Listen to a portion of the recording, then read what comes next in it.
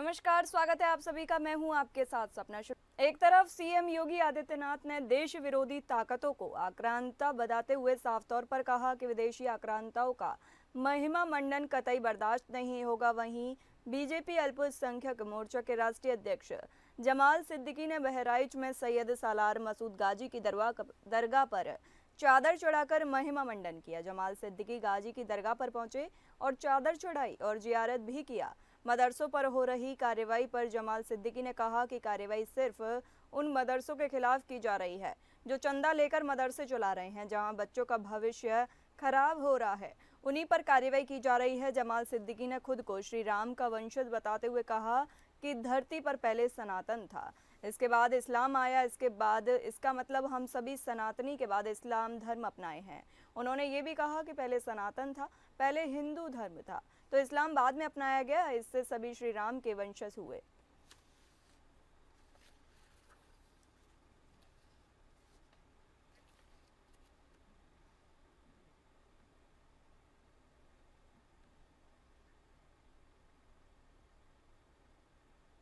कौशाम्बी में अहिल्याबाई होलकर की जयंती मनाई गई। बता दें, यूपी के कौशाम्बी जिले के मंजनपुर ब्लॉक में राजमाता अहिल्याबाई होलकर की जयंती का आयोजन किया गया। मंजनपुर ब्लॉक में राज्य महिला आयोग की सदस्य प्रतिभा कुशवाहा मुख्य अतिथि के रूप में शामिल हुई। कार्यक्रम में प्रतिभा कुशवाहा ने अहिल्याबाई होलकर के जीवन पर प्रकाश डाला। उन्होंने कहा कि राजमाता अहिल्याबाई होलकर ने अपने राज्य के बाहर दूसरे राज्य में जाकर भारतीय संस्कार, संस्कृति और धर्म के लिए काम किया है। अहिल्याबाई होलकर की नीतियों को हम लोगों ने महिला सशक्तिकरण से जुड़ी महिलाओं के माध्यम से गांव-गांव तक ये बात पहुंचाने का प्रयास किया। कार्यक्रम में ब्लॉक प्रमुख सरला राय, हुबलाल दिवाकर, संजय जायसवाल समेत सैकड़ों भाजपा नेता और कार्यकर्ता मौजूद रहे। आज अहिल्याबाई के 300 वर्ष पूरे के तीसरी जन्म शताब्दी यहाँ मनाया गया और इतनी बड़ी संख्या में महिलाएं ने प्रतिभाग किया। इसमें एक महिला होने के नाते इतना उनका जो इतिहास की यात्रा है उसके बारे में सब लोगों को बताया गया, जिन्होंने आज से 300 वर्ष पहले ऐसे कार्य कर दिए जिनको आज तक दबा के रखा गया था। और देश के यशस्वी प्रधानमंत्री और योगी जी उन सभी महिलाओं के बीच में उनकी जीवन की गाथा को लेके आए हैं, जिसमें हमारी माताओं बहनों में आत्मबल हो, आत्मविश्वास हो।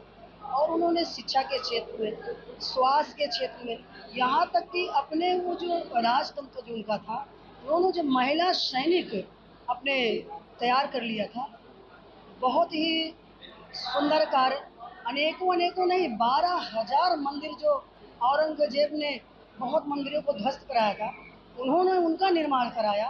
तो ऐसी राजमाता को हम सब लोग आज वंदन किए, नमन किए और सबको इसकी गाथा के बारे में हम बताया भी है। यूपी के कुशीनगर से बड़ी खबर सामने आ रही है, जहां बीसीए ने 20 अध्यापकों को बर्खास्त किया। यूपी के कुशीनगर से जहां 69,000 शिक्षक भर्ती के तहत नियुक्त 20 शिक्षकों को बर्खास्त कर दिया गया है। इन सभी पर आवेदन के दौरान फर्जीवाड़े और मेरिट में नंबर बढ़ाने जैसे गंभीर आरोप थे। साल 2019 में चयनित ये शिक्षक पिछले कई वर्षों से कुशीनगर के विभिन्न ब्लॉकों में पढ़ा रहे थे, लेकिन जांच के दौरान इन पर फर्जी अंक पत्र, मेरिट नंबर बढ़ाने और अन्य निमित्ताओं के आरोप सिद्ध हुए। प्रयागराज उच्च न्यायालय के आदेश के बाद अब इन सभी शिक्षकों को सेवा से हटा दिया गया। भर्ती के दौरान बीटीसी 2015 बैच के कुछ शिक्षकों ने एक विषय में बैंक में लगने के बावजूद मनमानी मेरिट दिखा के आवेदन कर दिया। बाद में बैंक में पेपर देने पर उनके नंबर मेरिट के अनुसार कम हो गए थे। शिक्षक भर्ती चयन समिति ने आवेदन के दौरान फीड मेरिट के आधार पर ऑनलाइन मेरिट सूची जारी कर बेसिक शिक्षा अधिकारी कार्यालय के माध्यम से नियुक्ति पत्र वितरित कर दिए थे। इस मामले में मेरिट सूची से बाहर हुए कुछ अभ्यर्थियों ने चयन में गड़बड़ी का आरोप लगाकर कोर्ट का दरवाजा खटखटाया। कोर्ट के आदेश पर सचिव बेसिक शिक्षा परिषद सुरेंद्र तिवारी ने 9 मई को बीएसए को पत्र जारी कर मेरिट सूची और शिक्षकों के शैक्षणिक दस्तावेजों की जांच कर ऐसे शिक्षकों को चिन्हित करके बर्खास्त करने का आदेश दिया था।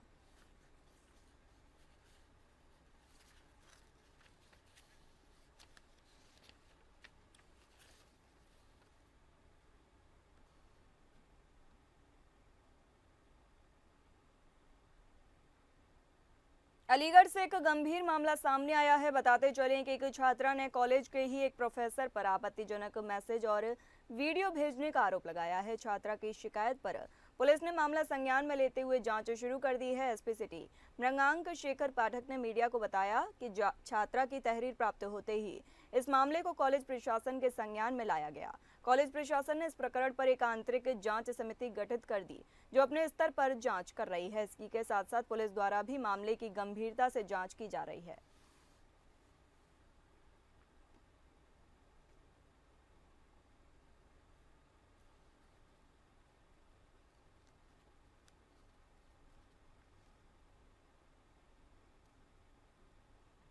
अलीगढ़ के एक लाल ने देश में अपना नाम रोशन किया है। बता दें एथलेटिक्स चैंपियनशिप 2025 में भारत को पहला गोल्ड मेडल मिल चुका है और ये गोल्ड दिलाया है उत्तर प्रदेश के अलीगढ़ जिले के रहने वाले गुलवीर सिंह ने। दक्षिण कोरिया के गुमी शहर में आयोजित हो रही एशियाई एथलेटिक्स चैंपियनशिप 2025 में भारत के गुलवीर सिंह ने रेस में शानदार समय निकालते हुए स्वर्ण पदक अपने नाम कर लिया है। ये चैंपियनशिप में भारत का पहला गोल्ड है। अलीगढ़ जिले के सिरसा गांव में है जहां गुलवीर सिंह एक साधारण किसान परिवार से आते हैं। उनके पिता पप्पू सिंह खेती करते हैं और बेटा देश के लिए गोल्ड लाया है। गुलवीर की मां, पत्नी, भाई और बहन सभी की आंखों में गर्व के आंसू आए हैं। गुलवीर की पत्नी बबीता ने बताया कि मुझे गर्व है कि मैं ऐसे इंसान की पत्नी हूं जिसने देश का नाम रोशन किया है। अब मैं इंतजार कर रही हूं कि वो मेडल लेकर आएं और हम सब बैठकर खाना खाएं। जब इतने आगे के चाहते हैं सब मेहनत करे इतनी और अगार को बढ़े सा हम तो भी चाहते हैं पूरे गांव की तरक्की हो सा। हमें ऐसा 10-12 साल से जामे जी कॉलेज की तरफ से दौड़ वही से जब इतने वाकू लगन लग गई सा वाकू 300-400 रुपया इनाम के दे भाई वो ने गैप दे के मारी दौड़ तो जब इतने वाकू लगन लग गई सा। हमें खुशियाँ में इतनी खुशी है सबसे ज्यादा ऐसा है कि ये गोल्ड मेडल जीता तो और अगार को बढ़ सकता है और ले सकता है, अगार को गोल्ड मेडल कर सकता है। आज मुकाम उसने हासिल किया है तो आने वाले समय में 2026 में जो अभी 10 किलोमीटर लिया है 25 में और 26 में 5 किलोमीटर के अंदर भी गोल्ड और लेके आए। बिजनौर में पत्रकारिता दिवस पर पत्रकार सम्मेलन का आयोजन किया गया। इस सम्मेलन में जिले भर से पत्रकार शामिल हुए। पत्रकार सम्मेलन में जिलाधिकारी व पुलिस अधीक्षक के साथ साथ भाजपा जिला अध्यक्ष मुख्य अतिथि के रूप में शामिल हुए। पत्रकार सम्मेलन की सामाजिक, राजनीतिक, शासनिक, प्रशासनिक एवं सम्मानित नागरिकों ने अतिथि बनकर शोभा बढ़ाई। पत्रकार सम्मेलन में आए वरिष्ठ पत्रकारों एवं अतिथियों ने मौजूदा हालात में पत्रकारिता को कैसे जीवित रखें और किस प्रकार पत्रकारिता निष्पक्षता के साथ करें जैसे मुद्दों पर अपने विचार रखे। पत्रकार सम्मेलन में आए पत्रकारों व अतिथियों को श्रमजीवी पत्रकार यूनियन उत्तर प्रदेश की इकाई बिजनौर ने शॉल उड़ाकर एवं शील्ड देकर उनका सम्मान बढ़ाया।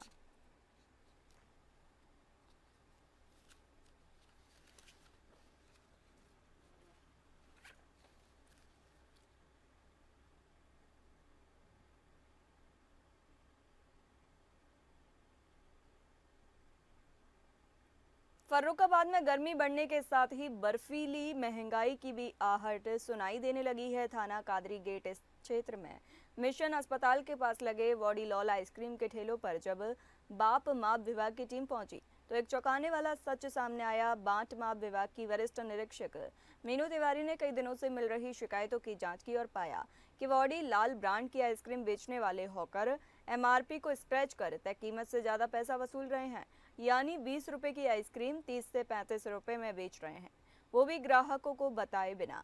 छानबीन में सामने आया कि जब इन ठेलों का संचालन ठेकेदार ऋषभ गुप्ता द्वारा कराया जा रहा है जो वॉडीलाल के डीलर मनोज अग्रवाल के अधीन में काम करता है। निरीक्षक मीनू तिवारी ने बताया कि इस तरह की ओवर रेटिंग केवल आइसक्रीम तक सीमित नहीं है, दूध के पैकेट और कोल्ड ड्रिंक जैसे रोजमर्रा के सामान में भी ऐसी शिकायतें आ रही हैं। कार्यालय में प्राप्त एक शिकायत पे हम लोगों ने वाडीलाल, स्पेशली वाडीलाल के द्वारा बेची जा रही जो हॉकर्स होते हैं इन विक्रेताओं की ठेलों की जांच करी थी। तो इससे हम लोगों ने स्वयं उसको परचेजिंग करी थी, क्रय किया था वहाँ पर। तो उसमें जो शिकायत थी वो सही पाई गई कि ये लोग क्या कर रहे हैं कि उसके एमआरपी को स्मज कर दे रहे हैं, मतलब उसको हटा के और एमआरपी से अधिक पैसे लिए जा रहे हैं। एमआरपी की जो जानकारी मिल सकती है वो यूएसपी यानी यूनिट सेल प्राइस जो है वो उसमें लिखा हुआ है, उससे हम लोग उसका एमआरपी कैलकुलेट कर सकते हैं और तब देखा जा रहा है कि वो एमआरपी से अधिक उसमें पैसे ले रहे हैं। तो गुप्ता कोई ठेकेदार है, वही इनको सप्लाई करता है और जो गाड़ियाँ हैं वो ऋषभ गुप्ता नाम से लगती है। और ये जो जैसा कि मतलब पूरे उसमें अगर प्रकाश डाला जाए तो उसमें ये लगता है कि ऋषभ गुप्ता के अंडर में ये काम हो रहा है। मंदसौर के बीजेपी जिलाध्यक्ष का वीडियो कांड अभी तक थमने का नाम नहीं ले रहा है। मैनपुरी में भी इस प्रकार का कामनामा सामने आया। शहर के एक मंडल की महिला मोर्चा के अध्यक्ष के बेटे के 130 अश्लील वीडियो सोशल मीडिया पर वायरल हो रहे हैं। बेहद अश्लील वीडियो शहर भर के लोगों के पास पहुंचे हैं। बीजेपी नेत्री ने फोन तक उठाना बंद कर दिया है। बीजेपी खेमे ने भी चुप्पी साध ली है। विपक्षी दलों ने सवाल खड़े किए हैं कि शहर के एक नामचीन मिष्ठान भंडार के संचालक के छोटे भाई के बेटे का ये वीडियो बताए जा रहे हैं। वीडियो में वे और एक महिला बेहद अश्लील हरकतें कर रहे हैं। वायरल 130 वीडियो शहर के अलग अलग होटल, रेस्टोरेंट आदि में बनाए गए हैं, जबकि बीजेपी नेत्री का बेटा विवाहित है। बीजेपी नेत्री के बेटे का अपनी पत्नी से करीब 4 साल से इन्हीं हरकतों को लेकर विवाद चल रहा है। पिछले दिनों पति द्वारा सिगरेट से दागे जाने पर उसने पुलिस को भी बुला लिया था।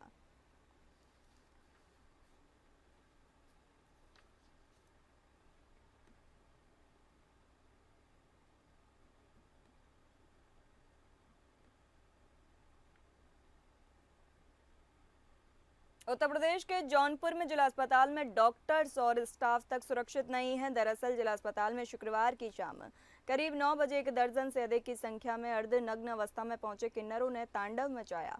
अस्पताल के सायरन बजने लगे। किन्नरों ने डॉक्टर्स और नर्सिंग स्टाफ की जमकर पिटाई की। किन्नरों द्वारा डॉक्टर्स और नर्सिंग स्टाफ की बेरहमी का वीडियो सोशल मीडिया पर तेजी से वायरल हो रहा है। वायरल वीडियो में आप देख सकते हैं कि किन्नर डॉक्टर और नर्सिंग स्टाफ को दौड़ा दौड़ा कर पीट रहे हैं।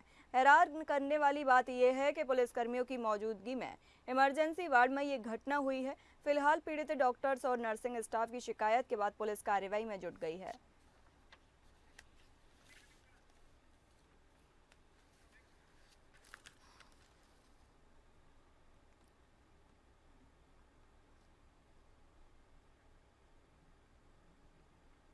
आगरा के चर्चित पनवारी कांड पर कोर्ट ने 34 साल बाद 35 लोगों को 5 साल की सजा सुनाई। 41 हजार रुपए जुर्माना भी लगाया। कोर्ट में फैसला सुनाया गया। इस दौरान कोर्ट में 32 आरोपी मौजूद थे, जबकि 3 लोग गैर हाजिर थे, जिन्हें कोर्ट ने NVW जारी किया। पुलिस को तीनों दोषियों को जल्द कोर्ट में पेश करने के निर्देश दिए गए हैं।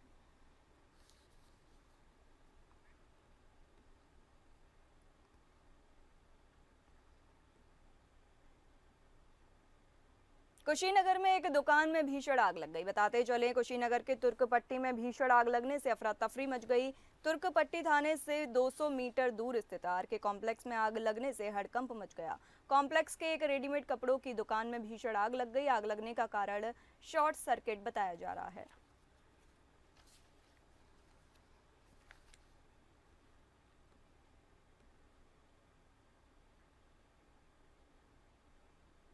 बस्ती पुलिस को एक बड़ी कामयाबी हासिल हुई है। बता दें, पुलिस ने अंतर्राज्यीय जालसाज गिरोह को सदस्य को दबोचा। बस्ती एसपी अभिनंदन सीओ सिटी के निर्देश पर टीम बनाकर कार्रवाई की गई। ये गिरोह झपकते ही मोबाइल के साथ साथ बैंक का बैलेंस भी खाली कर देता था। ये गिरोह लालच देकर छोटे छोटे बच्चों के माध्यम से और खुद पहले झटकते थे लोगों के मोबाइल, फिर मोबाइल की सिक्योरिटी तोड़ बैंक खातों को निशाना बनाते थे। बीते 1 हफ्ते से किराए पर मकान लेकर किसी बड़ी घटना को अंजाम देने में लगे थे।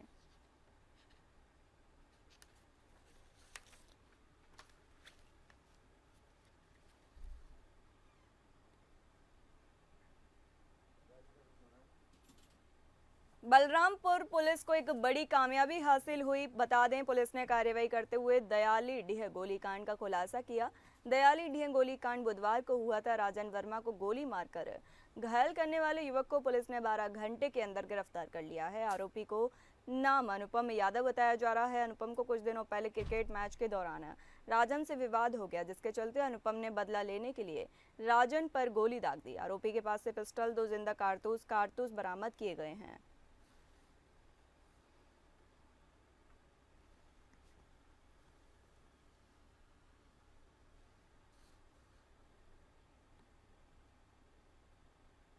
फतेहपुर में विवाहिता की हत्या कर दी गई दहेज के खातिर। बता दें, यूपी के फतेहपुर जिले के ललौली थाना क्षेत्र में 7 दिन बाद भी परिजनों को जब विवाहिता का शव नहीं मिला तो सैकड़ों ग्रामीणों ने परिजनों के साथ थाने पहुंचे पति समेत ससुरालियों पर अतिरिक्त दहेज की मांग को लेकर विवाहिता को प्रताड़ित कर मार डालने का आरोप लगाते हुए जमकर हंगामा किया गया।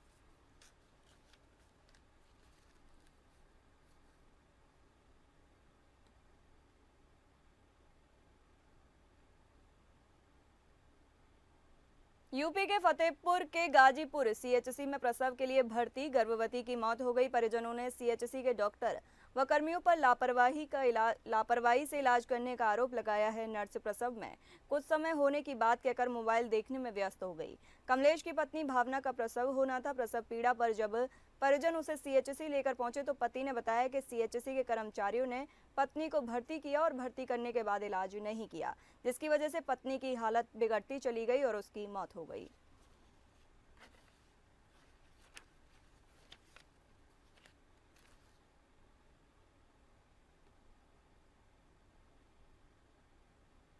पीलीभीत में युवक की पानी में डूबकर मौत हो गई। बता दें, पीलीभीत के सूतिया नाले में मछली पकड़ने गया युवक डूब गया। तलाश करने के बावजूद काफी देर तक सुराग नहीं लगा। घटना की सूचना मिलने पर पुलिस मौके पर पहुंची। गोताखोरों की मदद से शव बरामद किया गया। पुलिस ने पोस्टमार्टम के लिए शव भेज दिया है।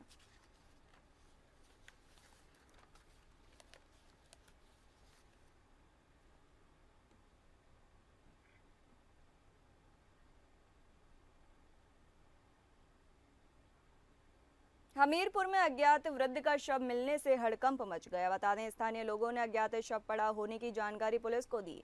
घटना की जानकारी होने पर मौके पर पहुंची पुलिस ने अज्ञात शव को कब्जे में लेकर पोस्टमार्टम के लिए भेज दिया है।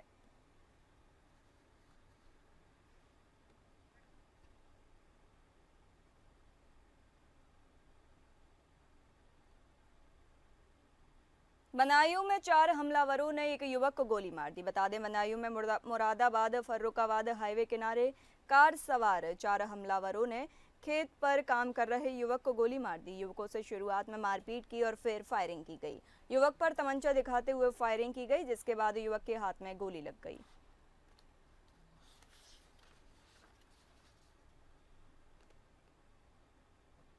फिलहाल इस बुलेटिन में इतना ही। नमस्कार।